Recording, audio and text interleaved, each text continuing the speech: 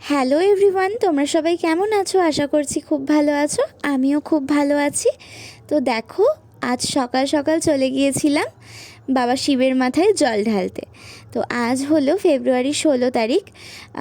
আজ যেহেতু সারাদিন শিবরাত্রির তিথিটা ছিল, ওই কারণে আমি আজকেই করলাম। কিন্তু অন্যান্য বছর আমি যেদিনকে আর কি শিবরাত্রির তিথিটা লেগে যায়, মানে যেই দিন আর কি রাত্রিটা পাওয়া যায়, সেই দিনই শিবরাত্রির ব্রত পালন করি। আর ওই রাতের দিকেই মন্দিরে গিয়ে শিবের পুজোটা সেরে ফেলি। কিন্তু এই বছর একটু শারীরিক অসুস্থতার কারণে আমি বেশিক্ষণ উপোস করে থাকতে পারবো না, আর নির্জলা উপোসটা একদমই করতে পারবো না। তো যার কারণে এই বছর আমাকে দ্বিতীয় দিন শিবরাত্রির ব্রতটা পালন করতে হলো।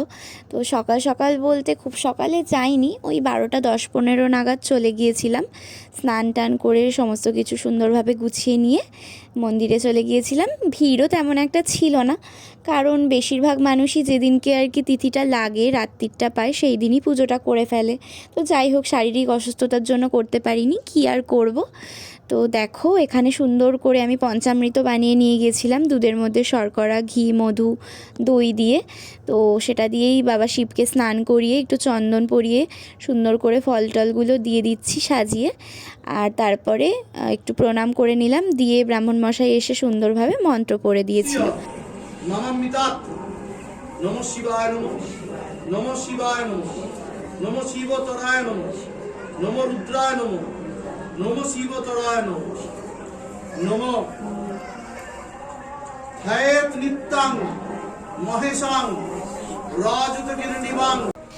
তো আমার এখানে অঞ্জলি দেওয়া হয়ে গেছে, বা ধূপ মোমবাতিটা জ্বালিয়ে দেবো বাইরে গিয়ে। তারপর চলে যাব বাড়ি।